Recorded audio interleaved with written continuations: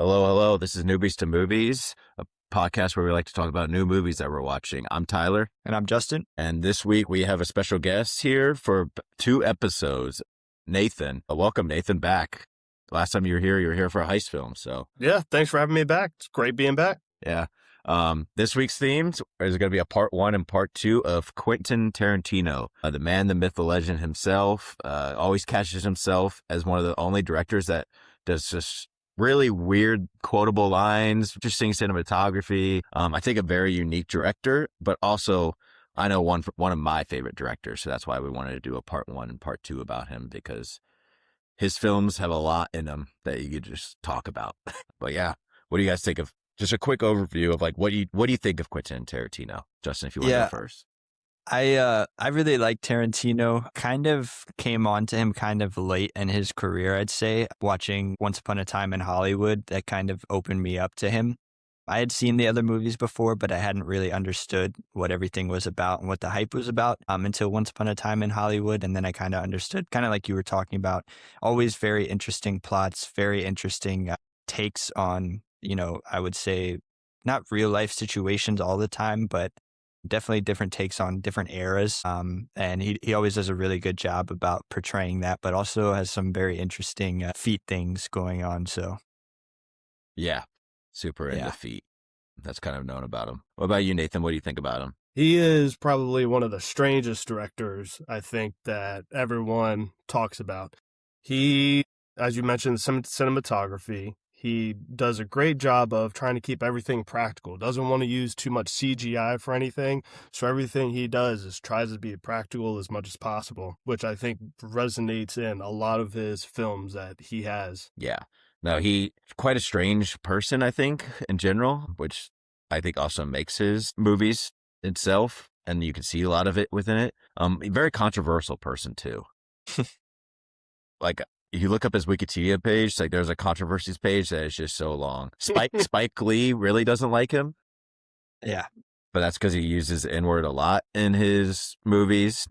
2, 3 of the movies, no, just 2 of the movies that we'll be doing from part 1 and part 2 uses it a lot. One of them more natural.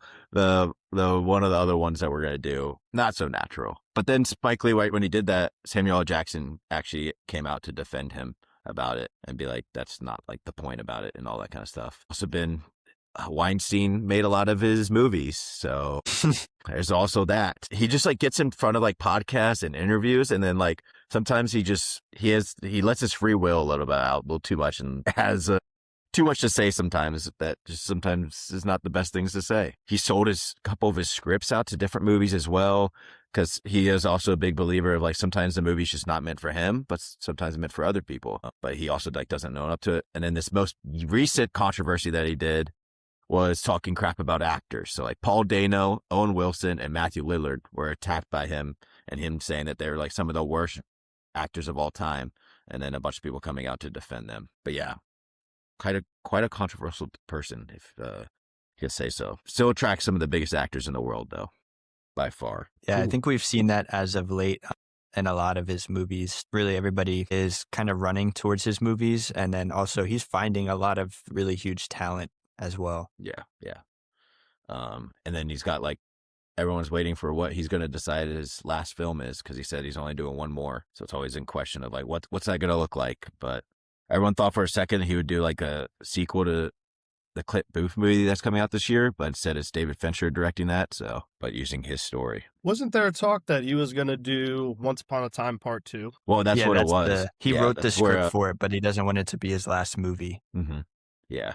He said he's only doing one more no matter what, and he said he didn't want it to be like a sequel. Apparently, Brad Pitt really had to vouch to let Fincher do the movie for him. Yeah, because I think Brad Pitt really wanted to do it, and then it's David Fincher, also a great director. Yeah. Like, I just think it's going to be a different film, to be quite honest. I don't think it's going to be Once Upon a Time in Hollywood like vibes to it. David Fincher's a lot darker sense of, while like Quentin Tarantino, he plays like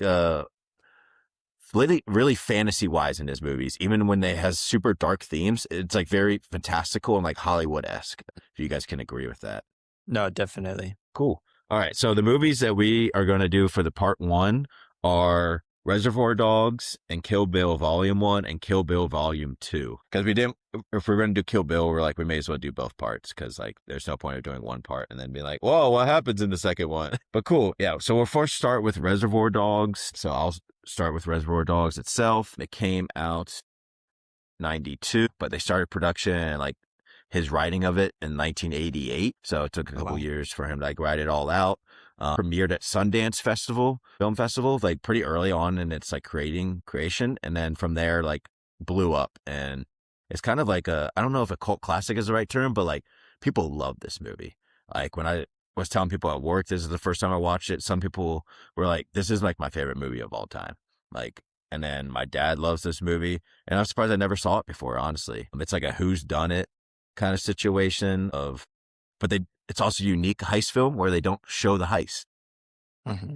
So I'll just get right into it. So the plot really starts off with them at this diner scene, which is kind of iconic of them eating all like breakfast. And then it jumps to them like in a warehouse of like after the heist and it went really wrong. And then they try to figure out who the snitch is pretty much. Yeah. What did you guys think of like the first opening scene of like just them eating at the diner scene right before the heist?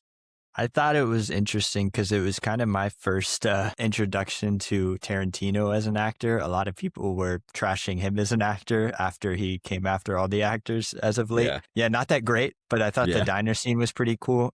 It did a good job at kind of building the first initial character development for everybody. I think that was important to have rather than just jumping right into after the heist. That would have kind of misled us in a way that we weren't sure who some of these characters were. Yeah. What about you, Nathan? I think it did a good job of kind of showing the power differences between all of the, I guess, robbers within the group.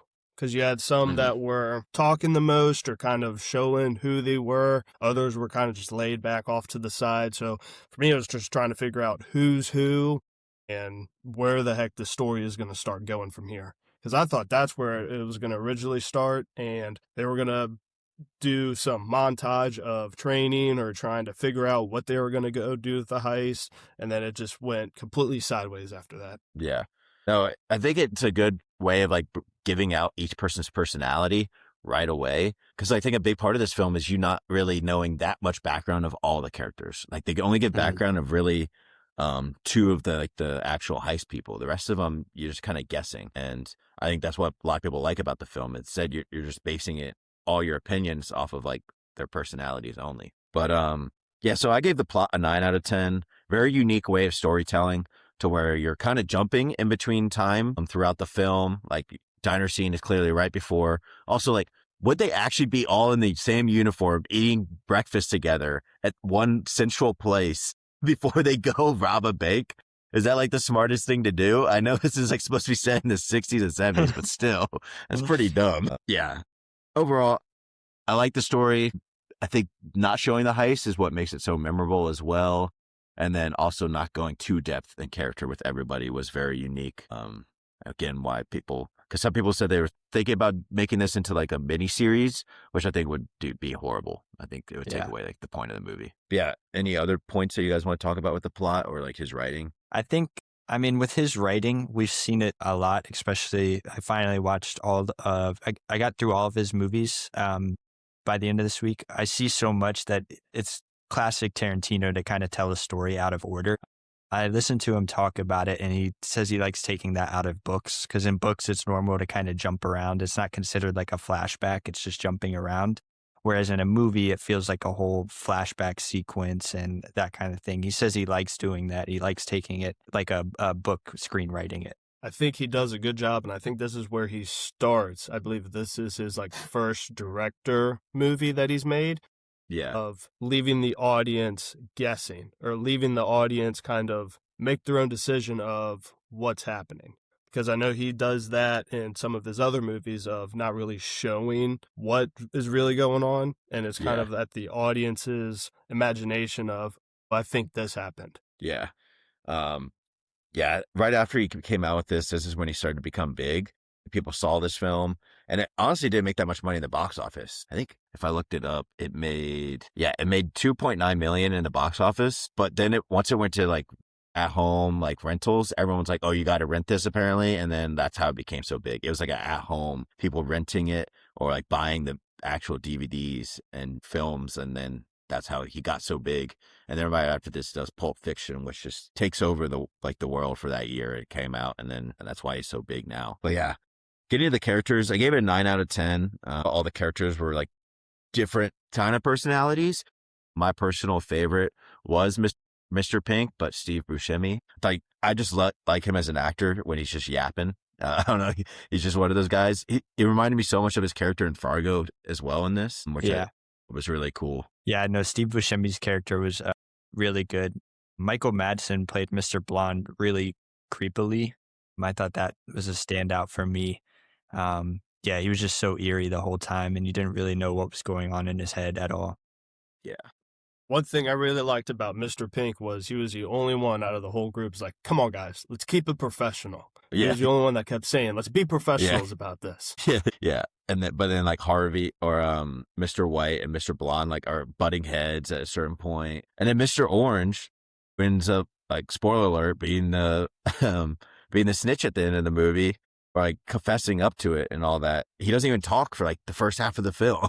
Yeah. He's just like screaming. Like, there's barely any dialogue from that character. There's actually like a slight thing like in the diner scene to where it kind of gives away that he would be the snitch. Oh, when they come back and the big boss like asks them like, oh, who didn't tip? Mr. Orange is the first one to be like, oh, Mr. Pink didn't. So he just gives away. Yeah. So I thought that was interesting to show. When I heard about that, I was like, okay. That's like a nice little detail into it. But yeah. Cinematography, I gave it 8 out of 10. The warehouse scene itself, even though this is set in LA, or it's supposed to be believed to be set in LA, it gives like very small like house vibes. Yeah. I rewatched Hateful Eight like this morning, and I could see big similarities and like different characters and like trying to do a who's done it kind of situation. Any other like cinematography scenes you guys want to point out?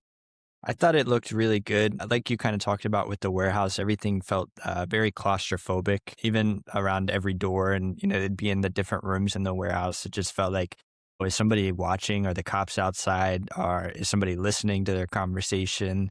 Who is the snitch in there listening to the conversation? It was really interesting and cool to see. Well, and on top of that, you had some of the characters that didn't even know the layout of the building. Like there, you had them going around asking, well, where's even the bathroom? Yeah. So kind of that small environment, but no one really knows what's within the environment. Yeah, it's you could see like where he starts to like create his craft of like different like styles and like what becomes so popular. Again, he makes it very Hollywood-esque type films, to where like it feels realistic, but at the same point just feels so like fantastical at the same time. And he really plays into that element, which I think is really unique to him as a director. Not just him being like a writer and director, but it's also like, I don't know, a Tarantino film just feels like a Tarantino film, which I don't think many directors you could say that about. Yeah. The dialogue, I gave it 10 out of 10. There are so many quotable lines from this. Like the whole like tip scene, like right at the beginning about like why he doesn't tip and all that. But then he like just gives into it because the boss is like, all right, you're going to. And then like, there's just so many like back and forths with each other. And then like the dialogue of Mr. Blonde, right when like everyone leaves and then he's just talking to the cop and he's just like, you could say whatever you want, but like, I'm just doing this because I'm enjoying this. Yeah. Yeah. And no, I was just going to say like when you go to do a heist movie with this, instead of like, what we've typically seen with like a lot of action-packed adventure, you have to have razor-sharp dialogue to really, keep the audience entertained. It would be so easy to fall out of this movie if you didn't have amazing acting and great dialogue to back it. Any lines that you want to point out, Nathan, from this? No, I mean, I think you guys got it covered. There's nothing I could really think. Yeah, there's just so many like back and forth, which is like, and also like Tarantino's like really known for his dialogue. I think that's what makes him so strong as like a writer. So like iconic, like different lines. Acting, I gave it 8 out of 10. I think like the four, if you want to call it main characters, being Mr. Pink, Mr. Orange, Mr. Blonde, and Mr. White, being very well acted. I will say Chris Penn, so like the son of the big boss, I think that may have been some of, one of the worst acting performances I've seen in a Tarantino film. Yeah. Which is something to say because he's known for having really good actors in his movies, but like it was just so overacted to a certain point. I don't know. I was just like, this guy's like trying to bat 100 right now, while everyone else is like, yo, chill out. It felt like he was trying to play Jonah Hill's character in Wolf of Wall Street. Like it was just like overly obnoxious and like overplayed. I don't know. It was just, too much. Yeah, too much. I give him props though. I think he did a great job for when he was calling out Mr. Orange. Yeah. Just laying in a pool of blood and he just unloads on him. Yeah. I think he did pretty good there. Yeah. Tarantino was also in this movie. He was a full-on actor right at the beginning. Barely does any lines, though, to be fair. He did want to be an actor first, but then he didn't cut it out, so then he decided to go into directing instead, which I think was a good choice by him. But Lawrence Turney, the guy that plays the big boss, apparently he was supposed to be more in the film, but he was such like a problem on set. He like filmed for a week and then Tarantino kicked him off the set. He was like such an asshole. So like that's why he only shows up like in one scene like throughout the movie and then at the end. Like because he was just like that big of an asshole. So I thought that was interesting as well. Sound effects, I gave it a 9 out of 10. I mean, like the whole like torturing scene with the cop and all that, like that music during that was really cool, where it like plays it pretty loud. And then as he's going back out to the car and it slows down, I'm sure like a movie in the 90s, like that was probably so unique. Or at least like the podcast I listened to, the people that watched it when it first came out, they're like, I've never seen something like that before be done in a movie. So I thought that was really cool as well. Yeah, Stuck in the Middle with You. That's a good song for that. Yeah. Set design, gave a 9 out of 10. Again, the warehouse just feels so small. He didn't have like a huge budget compared to a lot of his other films, which is probably why they didn't end up doing the heist. One, because he probably didn't want to show it, but also didn't have the money to show like a real heist and all that. But I really like the warehouse like setup and all that. Really gave into like the film itself. Yeah, I think it was pretty well done, but not a big budget. I don't know why this is hitting in my head. I think I saw it was like $6 million or something like that, which really isn't a lot for what he's trying to do here. But for what it was, I think it was done pretty amazingly. Yeah. And then for directing, I gave it a 9 out of 10. I mean, you could just see like how, like, well, why he got so much like praise after this and why he became such a big director and why people look forward to his work and is like so highly anticipated when he comes out with different films, and one of the more like renowned directors itself. There's some like controversy that he straight up stole like the movie from somebody. There's like a French film apparently like spot on like this movie, like 5 years, it comes out 5 years earlier. He's known for taking a lot of ideas from different stuff and like adapting it into his own writing. But people that I've heard that watched both movies said that like that movie's a good movie and this movie's like a masterpiece. So they're like, he just did way better with it. So they're jealous. That's why they blamed him. I mean, you can see, watching all of his other movies, how much stuff he kind of carries over, kind of making his overall director style. And it was pretty neat watching this to kind of see where that all came from. Cool. And then editing, I gave it 8 out of 10.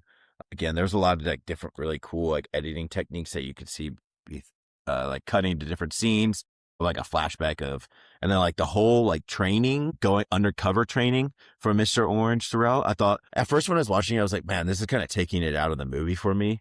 But then I was like, actually, this is pretty cool. Like that he's like giving him more of like why and like how he became like they were able to detect it at all until like the very end of the movie. He even got convinced like a veteran gangster, like being Mr. White, to convincing that he wasn't the undercover guy. To that's where he shoots everyone. And that's how convincing he was. But yeah. Yeah, I think the way the movie's put together is just so well done. Obviously, he does it a lot in his other movies as well, kind of telling a story out of order. But with this one, I think it does a really good job at keeping the viewer involved and not getting lost. Because I watched some other ones where that kind of happens this week, like Death Proof. It wasn't that well done to me. Yeah, awesome. And then lastly, theme, I give it 8 out of 10.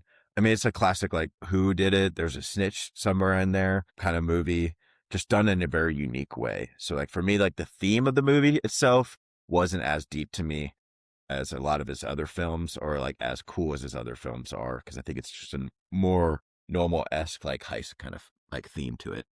Yeah, not a whole lot of deep thinking to go into this movie, but doesn't take away from it, in my opinion. Yeah. And then last, like, I gave it a 8.7 of 10 or 87 out of 100. Pretty high rating, but any movie that ends with like a triple shootout scene for me will probably be pretty highly rated. So I love those kind of movies. He always has to have his like bit of like gore in his movies too, a little bit of blood. He pulls away from the cutting ear scene though, which I thought was interesting because some of his other films he doesn't hold back. In this film, it seemed like he held back a little bit. It is his first film, so he probably didn't want to scare the audience. Yeah, for sure. I actually gave it an 8.7 as well. Kind of like you said, being his first film and everything, I imagine if I watched this when it first came out, I'd be like, oh, this guy's on to something. He's probably got a career in him because, I think it was a masterclass in storytelling efficiency. Yeah. Yeah, I agree. I think I gave it a 8.4.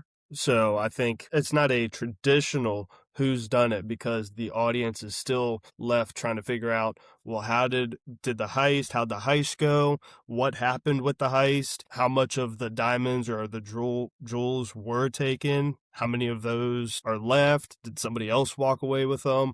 And then on top of it is, you have to figure out who the cop is. I mean, obviously it gets told in the story, but with all that kind of stuff just piling on top of it, it's more of a who's the single person done it. It's what's all going on in all of these different directions. Yeah. Yeah. And like they never show Mr. Blonde like actually shooting the cops or like the people in the bank, but like the way that the other characters are acting, you were like, what are they hyping up so much? And then like they leave and they're like, we don't want to leave him. And then he just turns psycho just like that. And it's like, there it is. But that was like really cool. Like hiding it in a sense of like not giving the audience everything, like force feeding them, but rather like giving it through like the story a more natural way rather than force feeding it, which I thought was really cool. Cool. So yeah, that was Reservoir Dogs. Next, we'll get into Kill Bill Volume 1 with Justin spearheading it. I'm excited to start. Well, coming into this, I heard a lot about Kill Bill. I had never seen it before, but I was excited to watch it specifically because I haven't seen that much of Uma Thurman before, and I've heard a lot of great things. So I wanted to get into this and watch it, and I'm glad we're doing the second one too. But it follows Uma Thurman playing the bride. She was a former assassin that got left in a coma after her boss, Bill, and her assassin squad ambushed her on her wedding, killing her fiance, as far as we know, her child, and everybody else in the wedding. And then she kind of awakens and embarks on a quest for vengeance. First going to, and originally the movie, we see her taking out Mrs. Fox, I forgot her first name, in her home. And then we kind of learn the backstory, just kind of how we were just talking about how Tarantino likes to tell the stories kind of out of order. And then she goes to Okinawa, gets a custom sword from Hattori Hanzo, and then ends up fighting the Yakuza in Tokyo to eliminate one of the assassins that killed her. Overall, I gave it a 9. I really enjoyed the plot. Like we kind of just talked about with Reservoir Dogs, he did it in a way where it is jumping a lot, but to me, it's still pretty easy to follow. Yeah. I really liked it as well. Like the plot for me wasn't too much. I think there's again a little bit of mystery in there, which he's really good at doing, to where you're like wondering why, or like what's happening. It kind of gives you like, oh, like she's on a quest for vengeance and all this. There's a lot of like the fight sequences are very, again, fantastical. Yeah. That's just like what his movies are, though. I feel like that's just like most of his films have very fantastical elements to this, but I think this is just like feeding right into that. Yeah. All right, Nathan, what do you think? I completely disagree. So if we're taking this movie as like its own movie, because technically it's the first movie, the plot is you understand what's happening. You understand that the wife attempts to get murdered and there's a group of people try to kill her. Yes, she wants to get revenge. But it only goes into depth of half of the assassin group. So you're left out with the other half. And the fight scenes are very cheesy, in my opinion. There is, I don't know, a great word to describe it, but it's just unnatural with all of the fight scenes, in my opinion. It just does not, I feel it doesn't go with the movie. If you want it to be like this serious revenge story on this bride that she got essentially everything taken away from her, and you having fight scenes that are guys jumping 30 feet up onto a railing and balancing on that, to me, it just seems a little cheesy. I think it is for me, the cheesy. fight sequences give very much comic book fight sequences, and that's where I really see it, and very animation types of fights. That's Yeah. where I try to compare it to. Yeah, very much comic booky and animation style fights, but like an actual like real life action, which is why I think sometimes it's really loved, or some people really don't like it, because it does look very unnatural. Yeah. Unfortunately, it is 100% cheesy. And the reason is because it's based off old samurai movies and old Western films. So that is going to be the whole movie, especially with Tarantino. Really cheesy action throughout pretty much all of his movies, I'd say. But yeah, this one's definitely not the exception. And Nathan, to your point, with this being the first one, I'd say go watch Star Wars A New Hope and then watch Empire Strikes Back and tell me that Empire would make sense on its own, because it wouldn't. It's a sequel for a reason. I'm not disagreeing with that at all, but I'm saying within interviews that I've seen with Quentin is, yes, he would have wanted this to be a 4-hour long movie, and that would have made complete sense. If it would have been one complete movie, yes, I completely get it. But he made it 2 individual movies because of the time frame. And he said, technically, yes, it is considered 2 separate movies. No, he counts it as one. He personally counts it as one. The studio forced him to do it. Yeah. Because they were not going to produce it. Yeah. Yeah. If we're counting it as 2 separate movies, I have to take this as it has a beginning, a middle, and an end. So this just brings up a good conversation of technically Kill Bill 2, I don't even think it counts as a sequel. I think it's more of like a follow on of like accumulating as a story. We talked about this in the group chat a little bit of like movies to compare it to. 28 years later, the new trilogy or the first 2, very similar to where the first one for me doesn't make much sense because there's not much of a story. And then I watched the second one and I'm like, oh, I see what they're doing. And I think once the third one comes out, it's going to be like, wow, like, okay, now I get why all this is together where it's missing different points. Because you're supposed to walk away from the first one knowing that there's a part 2. Like you know that this part 2 is going to pick up right where it left off. Sequels for me are more so, you don't know if you're going to get a follow-on movie. Like the story ends itself. This one, it specifically like says like this story will be continued, meaning like it is not over, but rather this follow-on story is supposed to be combined with the both of them. And I think there's not many movies that do it like that, but I do like Back to the Future could be a story by itself, but it also picks up right after the second one. And second one actually adds a lot of context to the first one as well and builds on top of it. So I think it's another good movie to compare to it. Getting into characters, I gave it a 9. I thought the characters were super interesting. Very exaggerated versions of themselves is the way I kind of put it. Obviously, you have Uma Thurman playing the bride. Very mysterious and interesting because you're figuring out more and more about her through both parts of the movie. Sorry, not both parts of the movie, both parts of, both movies. And then obviously you have O-Ren, played by Lucy Liu. I'm probably saying that wrong. Lucy Liu. I think it's Lucy Liu. Yeah. Okay. And then, she's obviously probably the main antagonist in this. Obviously, Bill is the main antagonist through both movies, but she's definitely the one that it kind of builds up to in the end. Very, very exaggerated characters, but I thought they were all very interesting. I wish we could have gotten to dive into some of them too a little bit more before just getting heads, arms, limbs sliced off. But pretty good overall. Yeah. I think the biggest hit that on this movie, I think characters wise, would be that you don't get a good background of the main antagonist other than Bud and O-Ren. They give a little bit more background to both of them, while Vivica Fox as Vernita Green or Copperhead, and then the California Mountain Snake, Elle, like there's like barely any background on those two. Yeah. Well, like you're just like kind of supposed to care about it, but also like they're just really good at fighting. Other than that, I really like the characters. I think the bride is probably one of my favorite characters because I think she's just, you can't kill her. They try to kill her so many times and you cannot kill that girl. She's a fighter. Yeah, I liked it so much. I would argue the only one that's got background as a character is Lucy Liu. She had a full dedicated backstory that was in an animated version of it. You get a little bit of Bud, but that's more so of kind of in the present, what's happening time. now. That's not so much of where he got to, what his and Bill's relationship was growing up and what they've been through with going through, the assassin group and everything. Mhm. I wish they would have went into more of each of the different assassins. I think that would have made the movie a little bit better. Yeah. Speaking of, I know you guys aren't the biggest fans of anime, but damn, the nuts on this guy to just throw like a 6-minute Yeah. anime scene into his movie. I mean, that could Yeah. really like get some people out of the movie, but I think it Yeah. was done well enough. Yeah, it's quite interesting to just do that.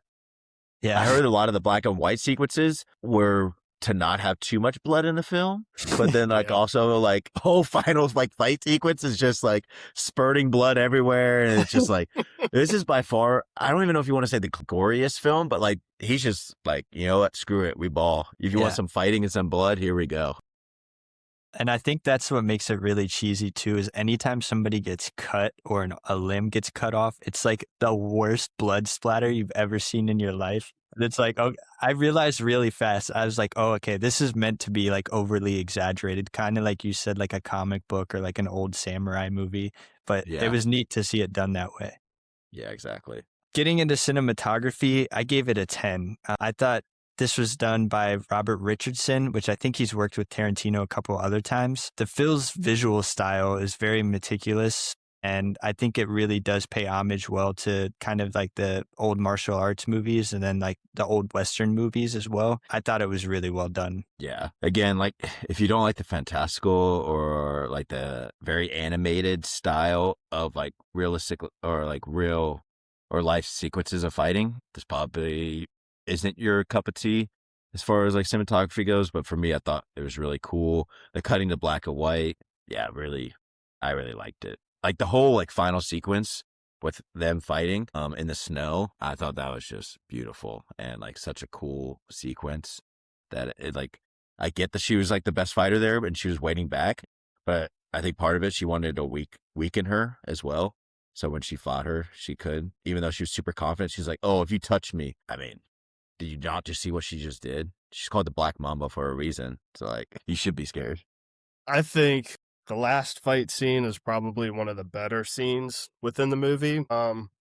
And then also the beginning. I will give the beginning a lot of credit because that just it opens up with just blood and gore. But Yeah. I like the intricacies and the methodical moves that it takes between two really good duelists or swordsmen. And each blow is going to be extremely hard to get. Personally, I think they should have done a little bit more of that rather than her just fling her sword around and kill 1,000 random people that are kind of just standing back waiting for it to happen.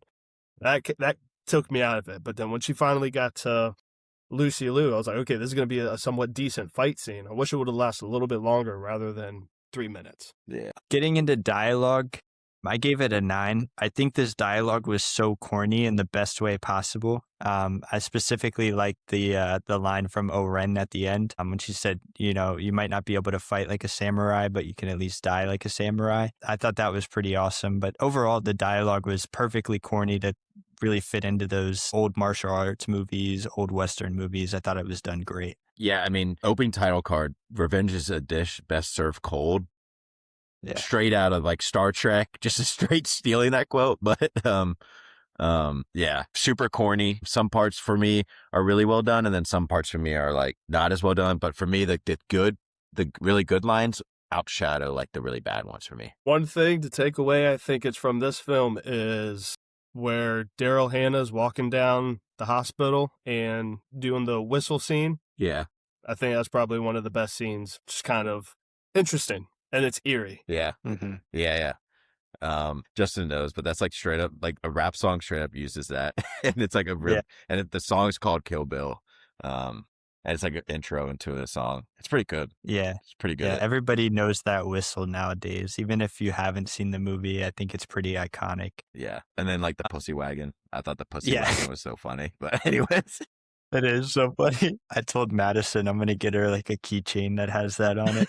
For set design, I gave it a 10. I thought it was pretty perfect.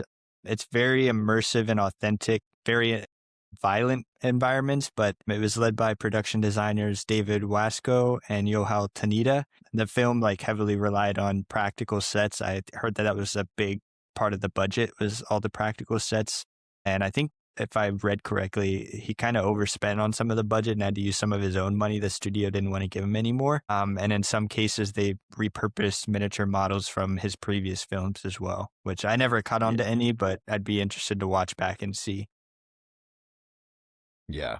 Now for me, like the house sequence for me, I think the set design's cool. I mean, it's like a set, just a house, suburban, like nothing crazy special. It's just like the whole final act of the film for me is like really unique. And I don't think I've really seen in any kind of movies before. That also, like, I haven't checked out like Japanese samurai films before. So it's like, for me, that just was so unique to watch. I think it was just fairly grounded. I don't think there was really anything too crazy. It did have a little bit of the Tokyo scenes, which was kind of cool. But in my opinion, everything was grounded within the few spots that the story was going in. Mm-hmm. Getting into acting, I gave it an 8. I think Uma Thurman and Lucy Liu really stole the show in this one. I think they both acted very well, very stoic and assassin-like, obviously, is what their characters are trying to build. And I thought the choreography was great. Although corny, understanding what he was trying to do with the martial arts in this, I thought it was pretty awesome. Yeah, I mean, Volume 1, it's a Uma Thurman show.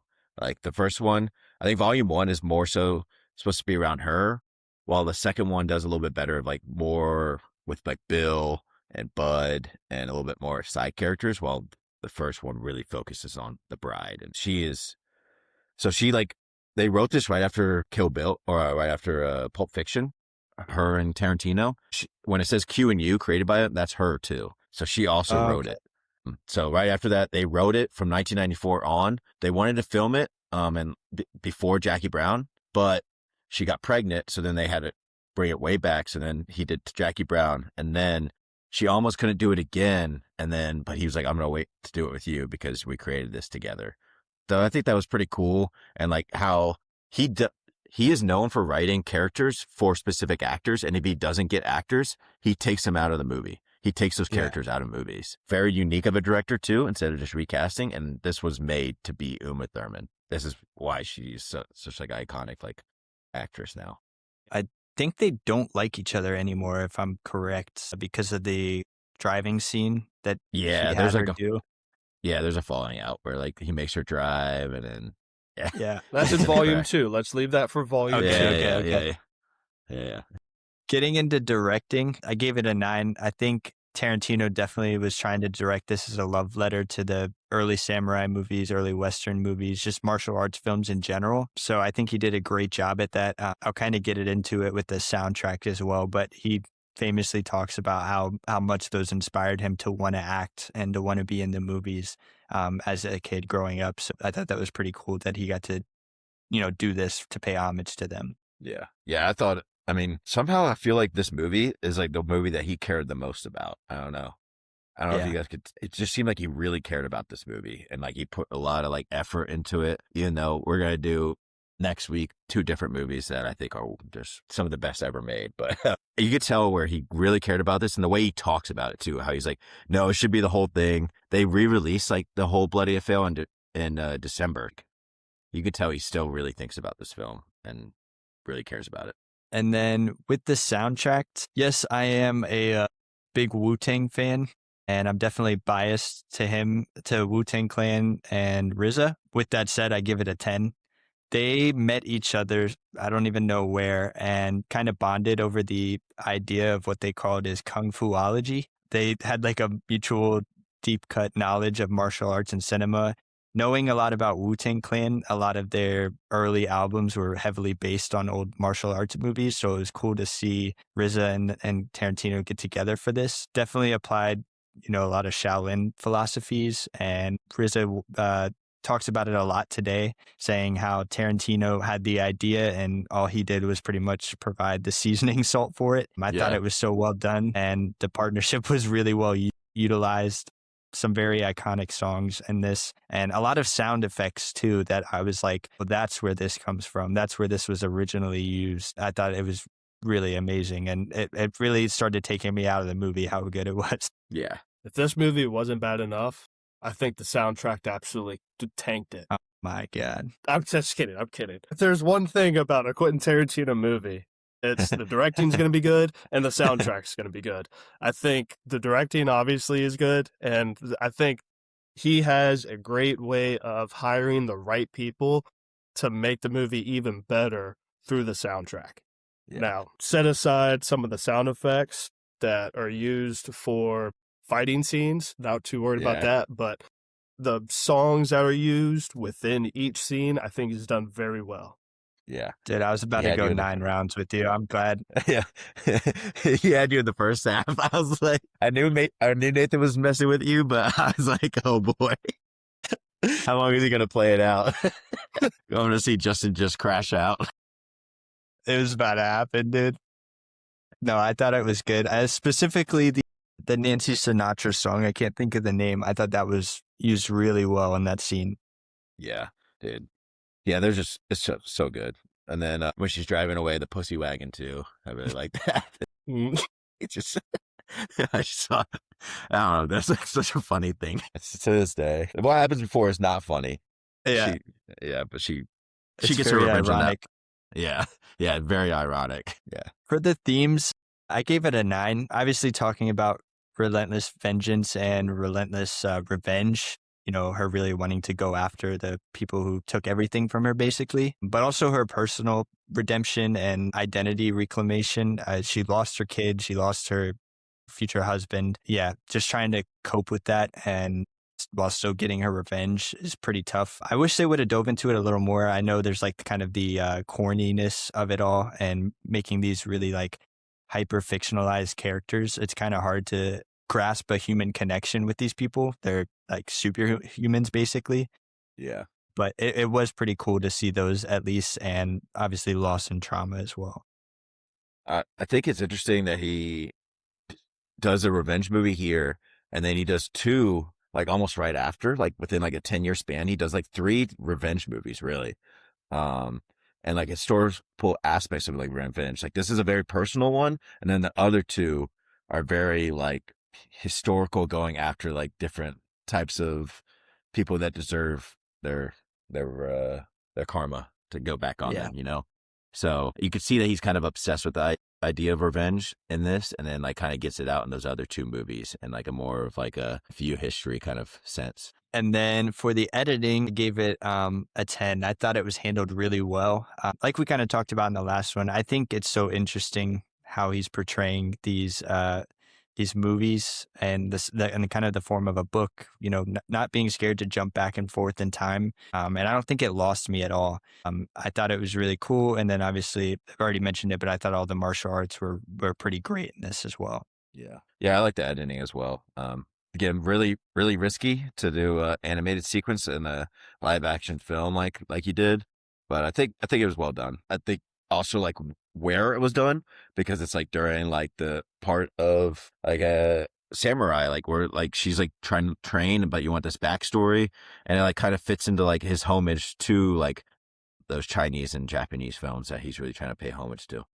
I think the editing's fine. The only thing that really got me was the cheesiness of zooming in up on the eyes during certain scenes to, I guess, try and make it a little bit more dramatic. Lost me on that, because it was mainly during the scenes where she was going after the thousands of people that, to me, it just felt like a whole 20 minutes of just filler.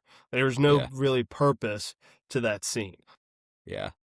I think some background with her side assassins might have helped too, with Lucy Liu's side assassins. I think that would have been much better. Yeah. Yeah. Rather than you just see her cut somebody's head off and then they're like, don't mess with these people. But the reason why she's able to kill people so easily is because of the sword that she got specially made for herself, I guess. And that's why it's like so sharp. It's supposed to be a big thing of it's Hanzo's sword. Hanzo's swords are far and few between. Yeah. Yeah. The funniest part to me, other than like the kind of like the beginning, like when she's driving to the house and like she is right after she's like, all right, if you've lived to this point, walk off with all you got. But then, so you just hear like moaning and stuff and people crawling around, like blood everywhere. I don't know. That for me, it was like really funny. And I was just like, yeah, all right. Like there's going to be like 2 people that try to leave. And then the guy that's like scared to death. and he's just like fighting against, like, help. The poor Yeah. French lady, she just yells her name. She's like, not you, you stay. Yeah. Apparently there's I like kept extra going back- scenes. Yeah. Yeah. What? Go ahead, Nathan. Well, the thing I kept going back to that is I would see her off in the distance as she's going off on 3 different people. I'm like, is she still alive? There's no way that she can still be alive at this point. Yeah. Somehow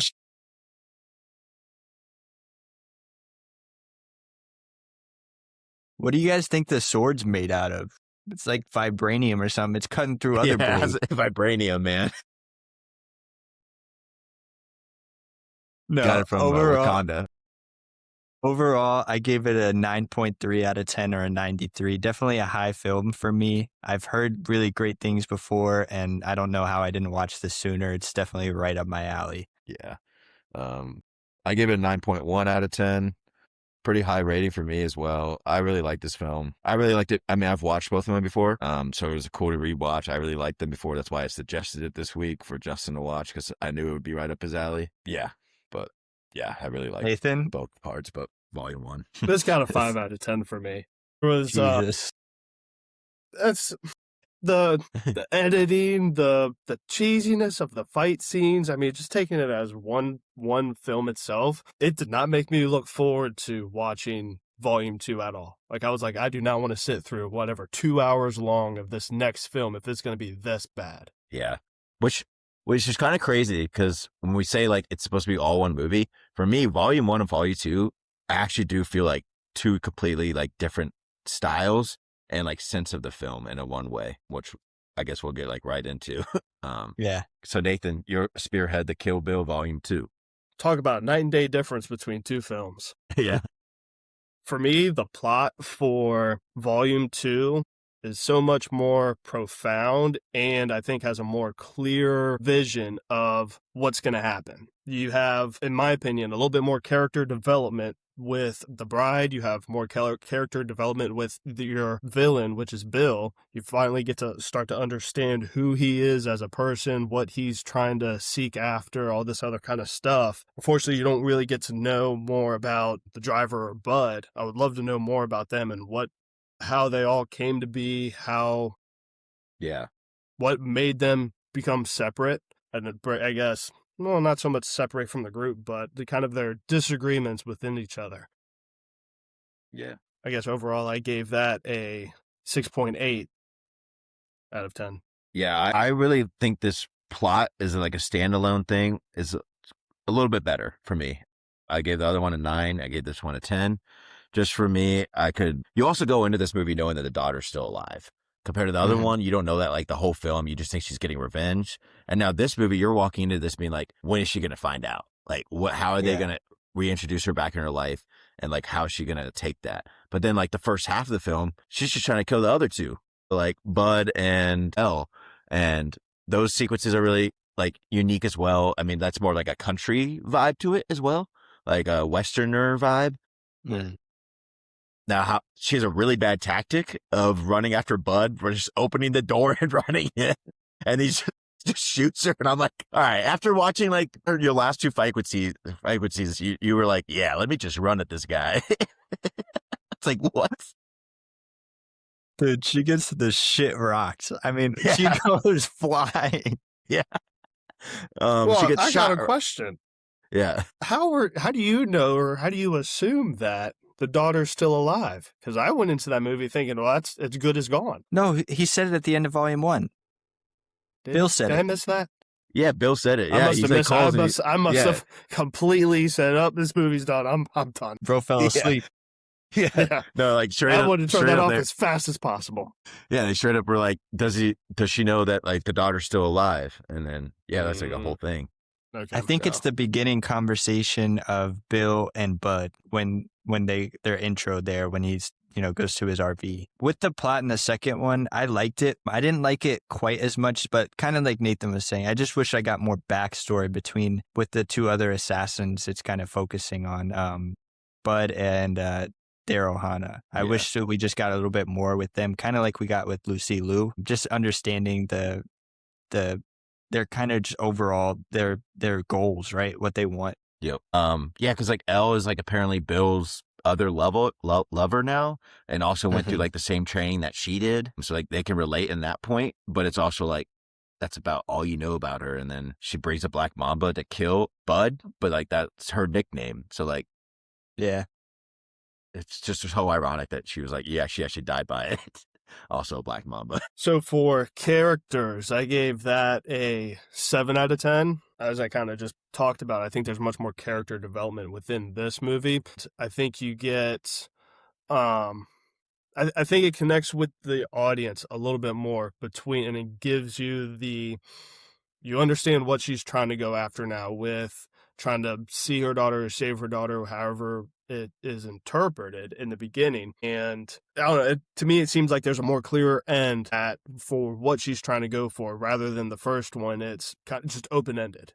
There's really nothing going on. I think the training montage with him, with the master, Yeah. Pai Mei, Yeah. that could have struck that as cheesy as well, because I think it's the stereotypical master just sitting there waiting, long white beard, ponytail, and it's supposed to be this all-powerful or the top of the person you're supposed to, no one's able to beat. It's just, I found that a little cheesy.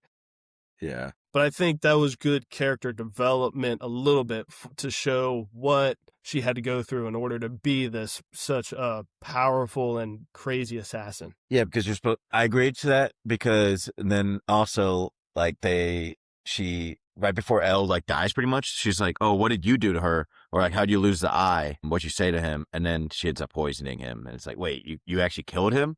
Like this all like powerful like sensei, and he died from poisoning? It's like, dang. But yeah, we have to remember too, Beatrix didn't know that her daughter was alive until the very end of the movie. Yep. So she was still going after like revenge. Yeah. And then I knew that. Yeah. The training sequence I thought was pretty great. Obviously, Pai Mai is very fictionalized too as like an a-hole. I thought he was hilarious, but I thought it was pretty cool. And then obviously explaining the moves that she had too, kind of getting the viewer involved in that. So I believe next we've got cinematography. I think the cinematography was just as good as the first one, maybe a little bit better. I gave it a 6.6 out of 10. It shows, I guess, what I liked most about it was there wasn't a 20-minute scene within this one area where she has to go and fight all these other different people. It was going to different areas to kind of traveling to get these other people. So she had to go to find Bud, which was in the trailer park, his own single trailer. I would say Elle's kind of the same thing. She more so she went her back to get Elle, but then she ended up in a grave, had to dig herself out of a grave, went training up in the mountains of who knows where, and then had to go then find The training was a flashback. Yeah, training was a flashback. Yes.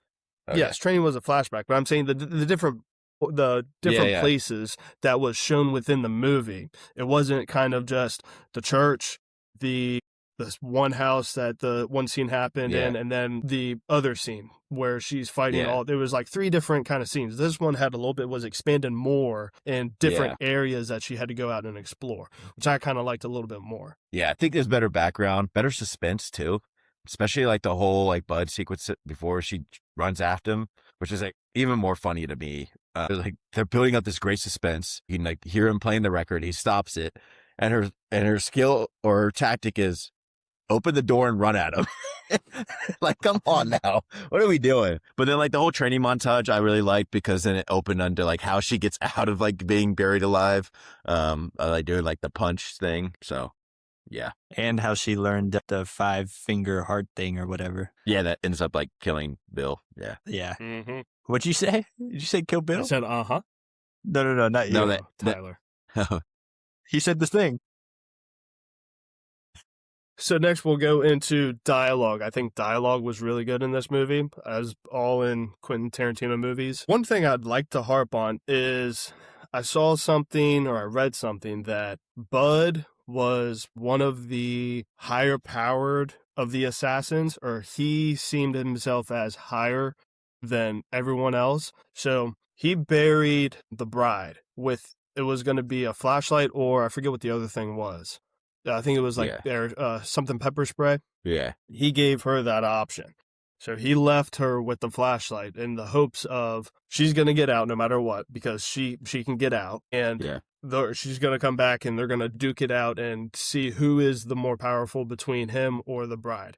So there's like a theory going on that he was going to get the driver down, take her out, because he had the other sword but was lying about it. And then it was going to be him and the bride left, and he was going to see who between the two of them, because he was able to take her out easy.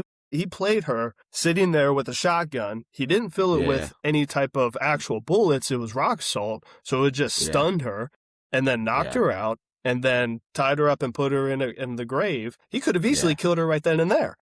But why not do it? I mean, you got it. Well, he straight up says like that woman deserves her revenge and we deserve to die. And honestly, you could tell like it isn't the same character that you see at the church or like walking up to the church. Like, even though you barely see him, you could just tell like at this point in his life, he kind of wants to die like Loki. Yeah. He's like kind of done. Like, I don't know. He wants to get her money. Maybe he's just glad to see the money at that point. And then like, I mean, the snake definitely surprises him, but yeah, I think he wants her to kill him pretty much. Yeah, I think it would have been the battle of the two best that were left within the group, and whoever was the winner is the winner, and they walked off with just being the winner, taking that kind of thing. Yep. Yeah, maybe greed just got him. Yeah. Probably. So next we'll get into, is it set design? Yeah. Whatever you want, yeah. Set design. What'd you guys do? No, yeah, set design's fine. Okay. Set design I thought was fun. I think it played more with a little bit of the elements. It played more with the elements more so than the first one. So a lot of the scenes taken out in the desert, up in the mountains, kind of at a mansion in the middle of the jungle, which I think was Mexico for her and Bill. Yeah. Mexico. So I mean, just to I think kind of piggyback off of cinema, it's I think pretty decent. Yeah. No, I liked it. Not as much as the first one, just because I don't think it is as fantastical and something different I haven't seen before, but a little bit more homey.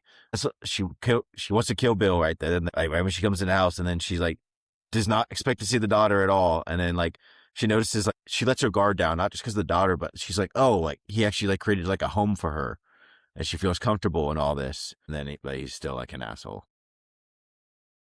Yeah. All right, next we get into acting. I think the acting is pretty good with Bud and Elle.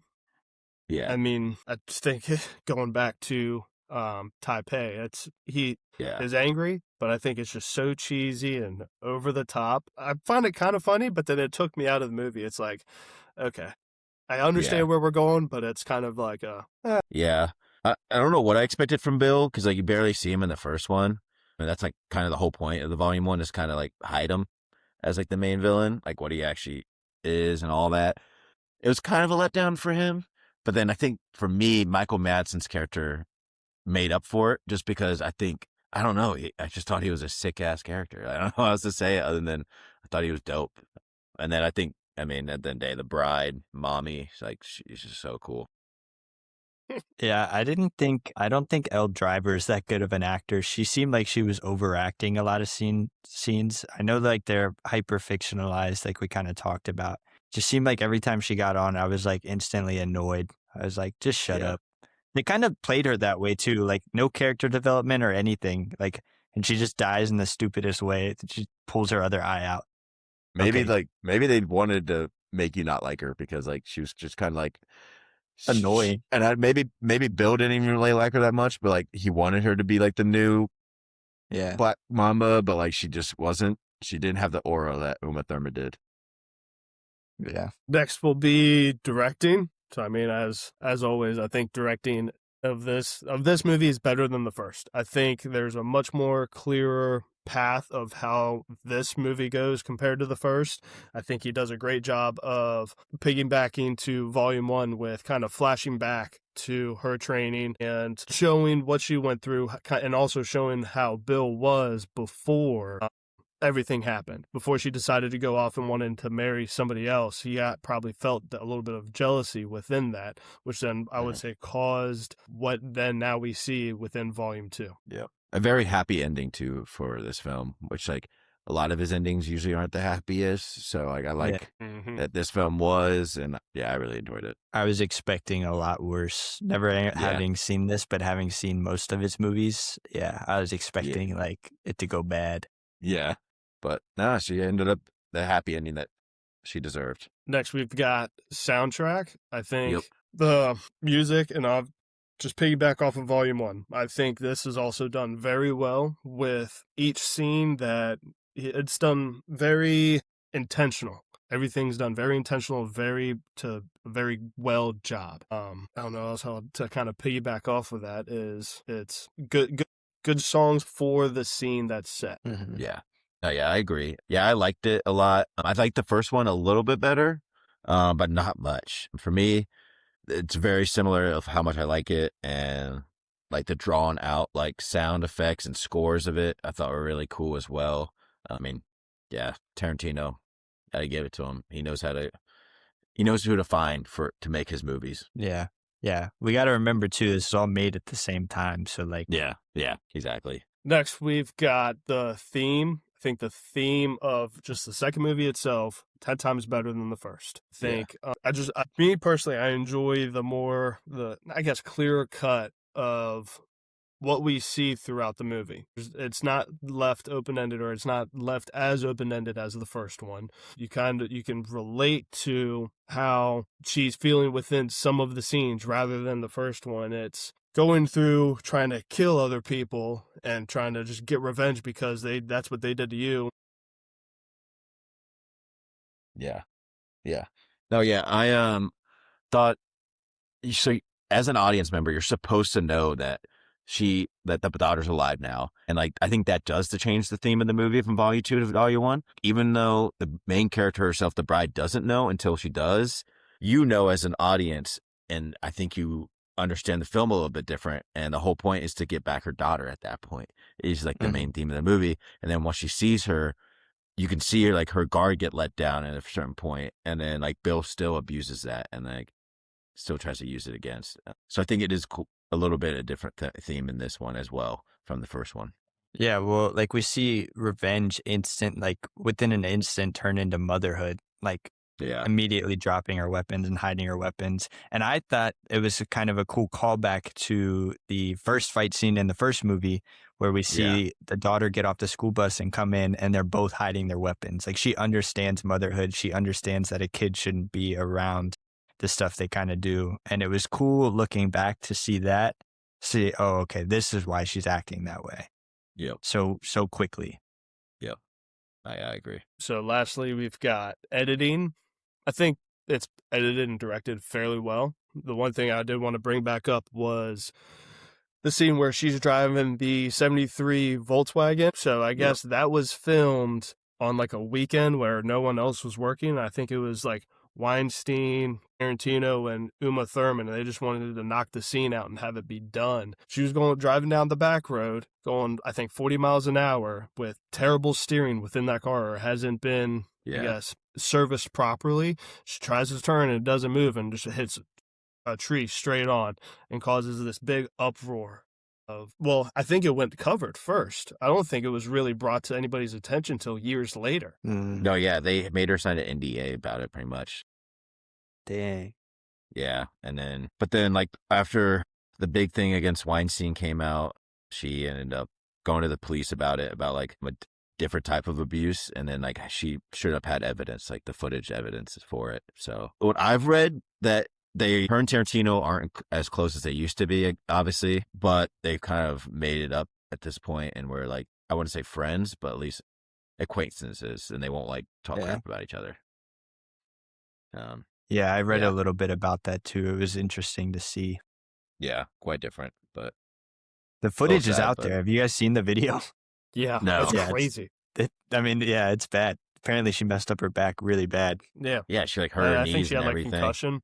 Yeah. Which, interesting fact, her daughter, Maya Hawke, who's in Stranger Things, just got married this past weekend. Yeah, I saw that yesterday. Yeah. So I thought that was kind of interesting that we're doing her movie with when her daughter just got married. But yeah. So overall, I gave this movie a 6.8 out of 10. Okay. Quite higher than the other rating. I thought it was much better than the first one. I gave it a 9.2 10 or 92 out of 100. 0.1 better or one score better than the first one for me. So I slightly like this one a little bit better. Dang. I gave this one a 9.2 or a 92, so I gave it 0.1 less. Okay. Interesting. But, I was just thinking, Maya Hawke has the opportunity of a lifetime for an amazing Instagram caption this weekend. Yeah. Just Kill Bill 3, The New Bride or something. Yeah. That's true. Yeah. Yeah. That'd be funny. Awesome. Cool. So, so we just talked about these three movies that I saw Kill Bill before. It's been a while, so it was cool to rewatch, but I hadn't seen Reservoir Dogs. So this is kind of like the more normal newbies to movies where we like to watch new movies, but we'll get right into the draft. So for this, we are going to do a Quentin Tarantino actor and actress draft. He's known to have a lot of like famous actors and actresses, but also recasts them into different roles. He clearly likes certain, but he also makes roles specific for actors. So the categories are going to be Oscar nomination, actor, actress, underrated, dream actor, and wild card. And the dream actor being for his last movie that still has been unannounced. So cool. We'll do the Wheel of Doom to see who gets to go first. Nathan's like hedging everything on going first. The first one. So he gets to Let's go go. first. Okay. Then we'll see who gets to go second. I think because Nathan made it so known that he wanted to go first, maybe he'll go third now. Probably. Nope. You get to go second. Don't mess this And up then- for me, Justin. And then I get to go third. Awesome. All right, Justin, get this thing started. All right, I'm going to take my home run here. Might not be for everybody, but I'm going to take Christopher Waltz for Oscar nomination and Glorious Bastards. Nathan, was that actually yours? That was my one. Okay. Yeah. He's absolutely amazing. Hate you. Did he get nominated for Django? He won for Django. I do. Okay. Yeah, I liked him in Inglourious Bastards a little bit better, but yeah, both of them just amazing work. Yeah, he won 2 Best Supporting Actor roles for both movies, Yeah. which is insane. Yeah, I think this is the 101, like the first overall pick, in my opinion. Not just because he's won 2 Oscars. In my opinion, I think the Django role is a lot better. I think so. I agree. We'll talk about it next week, because spoiler alert, next week we're doing Django and Inglourious Bastards. But yeah, Christopher Waltz, 101 pick. All right, Nathan, here you go. So for my Oscar nominated, I will pick Leonardo DiCaprio. Okay. It's good. Yep, for Django. He was nominated for. I thought he was Should be only Django, nominated for right? Once Upon a Time in Hollywood. Once Upon a Time. Yeah. This would have been done. He should have been nominated for Django. I agree. Yeah, he's so good in both, though. Mhm. I mean, it's Leonardo DiCaprio. Like, such a good actor. It's hard not to. Yeah, I love that movie too. Cool. So for my first pick, man, that takes 2 of them right off of it. For me, it's pretty obvious the next pick for actor, which he's been in 2, 3. Yeah. Samuel L. Jackson. Yeah. Yep. Samuel L. Jackson, and I'm gonna take him in actor though, just regular actor. Yeah, he's so good in his movies. His line from Pulp Fiction is so well done. Yeah, we're gonna put which movie for each of these, by the way. So like, I gotta pick one, which is pretty hard. But I'm gonna pick him for Pulp Fiction because I think that's his best one out of all of them. Yeah. I did just watch Jackie Brown, and he was pretty great in that one too. But Yeah, Pulp Fiction is definitely more iconic. I think his second best one is Hateful Eight. Actually, I think he's so good in that. Yeah. So good. Mhm. Cool. So takes out Samuel L. Jackson. For me, the Oscar nom is also pretty obvious for the next one, and it's Brad Pitt in Once Yep. Upon a Time at That Hollywood. was my 1, 2, 3 right there. Yeah, because he's just so good in that. He also won his one and only Oscar. Like it so much so that they're making a sequel out of it without him even without Tarantino being involved. So cool. Awesome. Nathan, it's back to you. So I think I'm going to do favorite actor. And my favorite actor, I'm going to do Kurt Russell from Hateful Eight. Okay. Yeah, that's a good one. good one. Love Kurt Russell. I think just out of Quentin Tarantino movies, I think he hits any role he does out of the park. I would say his other top movie would be Miracle. Yeah. Yeah, he's really good in Hateful Eight. After watching it today, I was like, dang, he's cooking right now. Also in Death Proof, and I don't really like his character in that. I think he's pretty good. He's pretty eerie, but fortunately, I don't think his character's that. I'd check that one out, though, if you do like him in Tarantino movies. Yeah. I certainly will. All right, let me see here. I think for actress, I'm going to go ahead and take Uma Thurman. Yep. Yeah, and obviously, I'm going to take her from Kill Bill 1. I don't know if it really matters for that one. Kill Bill as in general. Yeah. It's playing the same character.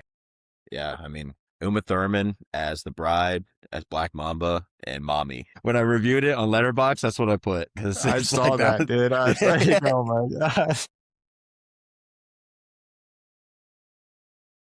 Oh yeah, she's really good. Yeah, I think I'm going to beat you guys here when it comes to actresses, because I'm going to go ahead and take Margot Robbie for a wild card. Put you guys in a tough spot here. Why would you do such a thing? I told you, I think this draft is going to get really hard really quick, but I just saw her in Wuthering Heights, and she's really good in it. That's all I'm going to say. She's really good in it. The movie's not so good, but like, whoo. Anyways. Tyler's holding back a lot of barking right now. All right, Nathan. Well, if that's the case, then I think I'm going to have to take the doppelganger. Let's go Daryl Hannah for favorite actress from Volume 2. Interesting. Okay.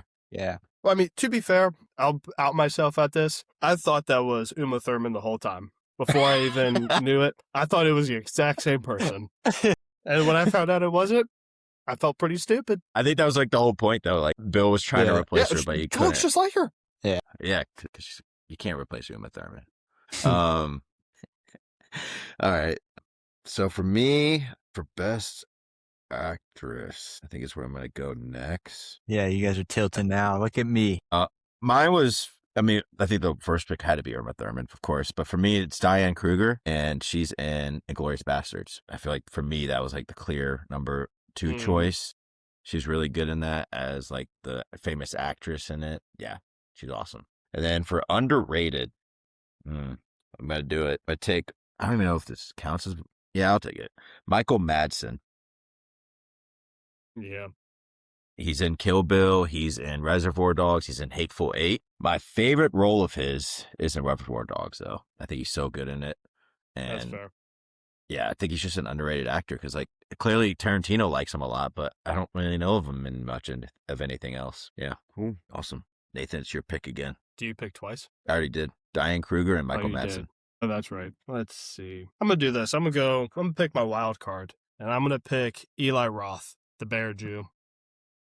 Yeah, I like him a lot. Really good. Kind of an unknown actor, so like I feel like I don't really know of him much else. I could have gone either way, either underrated or wild card, I think. Yeah. Alrighty. Justin, let's see where you go with this. I'm going to go ahead and I'm going to take John Travolta for my actor for Pulp Fiction. Yeah.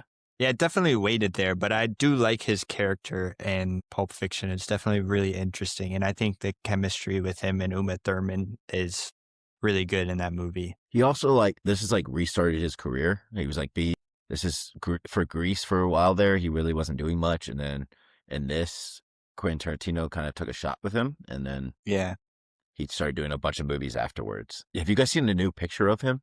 I thought he was bald, but he got hair transplants or something, or had a wig, and then he's 70 something years old, but looks like he's 40 or 50. I haven't. Let me see. And people are like, man, what did he do? And I'm like, that's plastic surgery. That's what happens when you get money. It looks kind of grody. Yeah, it does not look like a real person. He looks like a wax figure. I don't like that. All right, you got your underrated and dream actor. Yeah, I'm gonna go ahead and take underrated here. And I'm going to take Tim Roth. Yeah. And which one? I wouldn't say he's an underrated actor. Let me see. Because I know he's in a couple. Yeah. I think I'm going to take him in Reservoir Dogs, especially because I was just so shocked at how young he was in that. Yeah. It almost didn't even look like him for a second. But yeah, I really liked his character in that, and I think he plays it off really well. Yeah, I like him a lot in that too. Tim Roth. Yeah, Loki has like a really bad American accent at Reservoir Dogs. Yeah. So we never brought it up, but like you could tell he's British. All right, Nathan. So I think I'll do my underrated actor. Well, yeah. You gotta be careful with No, this because I'm gonna do dream actor. My dream dream actor is actor? gonna be Denzel Washington. Ooh, okay. Yep. Yeah, that's interesting. Yep. I read something that he was interested in it. The 10th Yeah. I movie. think anything he gets written for, Tarantino writes movies for specific people. I think it'd be very easy for him to write a movie for Denzel. Yeah. Yeah. That'd be interesting. Put Samuel L. Jackson in it as something. That would be Yeah. fun. Yeah. Yep. But Denzel Washington's so close with Spike Lee, and like all the controversy between Spike Lee and Quentin Tarantino would be interesting. Even though I'm pretty sure they like settled their beef with each other because too many actors have come out like supporting Tarantino, saying like he's not actually like racist like that. Ooh, okay. So for me in Wild Card, I'm gonna take one of my favorite performances of all time, and Jamie Foxx as Django, Yeah. as the title character himself, and yeah, dude. Kind of shocked he was still on the board. Just didn't Me happen too. for anybody. I wasn't gonna let anybody take it as underrated though. If anybody was gonna be like, Yeah. "Oh, underrated," I would be like, "No, he's literally the star of the film." I was like, Yeah. "You're wrong." That's why when I saw both of you only have underrated left, I was like, "Man, they just threw me an alley oop." I'm not going to lie. I kind of forgot about him for actor. It's okay. Cool. And then for dream actor, I'm going on the younger side, but I'm going with Michael B. Jordan. God damn it. Oh, that's a good pick. Good No pick. way you pulled that out your ass. He's one of my favorite actors right now. I love everything he's in, and I think if you give him a good script, he could tell. He's shown in Sinners that he could do such like a unique role where that's like such Tarantino like essence to it, to where I think he could do so well. Please put Michael B. Jordan. Awesome. So as leave my last one. Yep, underrated. So for underrated, I think I'm gonna go from Inglourious Bastards and pick Mike Myers. What a crazy cameo of him. Yeah. Yeah, what a crazy. I was like, wait a second, is that Shrek? No, it's Austin Powers. Yeah, it's Austin Powers. Awesome. And last pick, dream actor. Yeah. Justin. So for my dream actor, kind of tilting here, but just on the spot, I'm going to take Robert Downey Jr. I thought about him.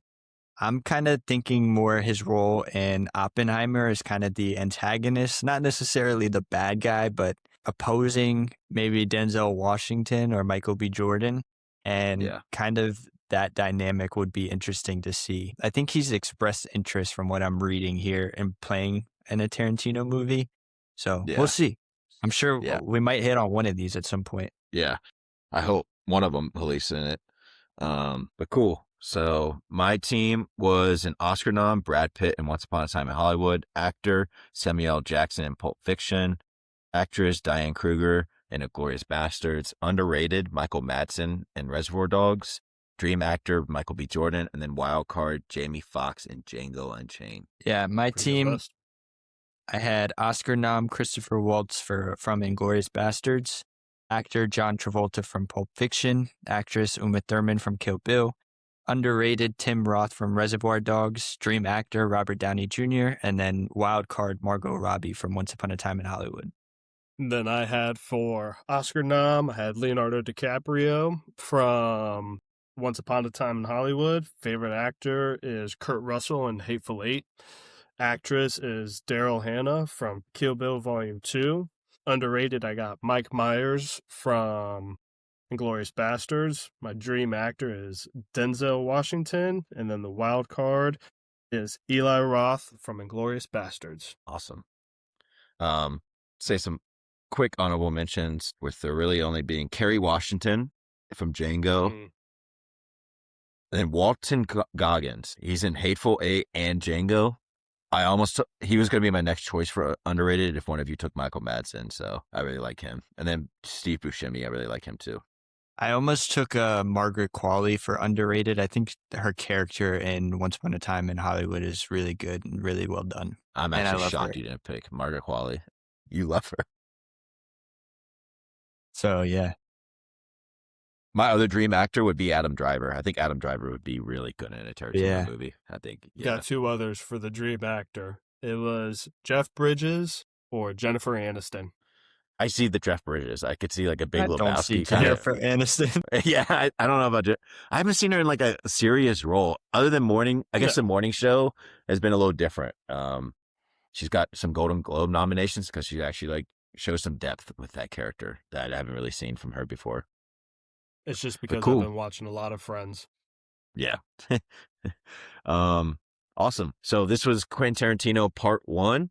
For part 2, we are going to do Django Unchained and Inglourious Bastards, 2 movies that we have all seen before, but we wanted to just talk about it because it's some of our favorite movies of all time. And then we're going to end it with ranking his top, like rating all of his movies 1 through 10, and then just get hated on by TikTok. Yeah. Well, awesome. Hope you listen next week to part 2. See ya. See ya.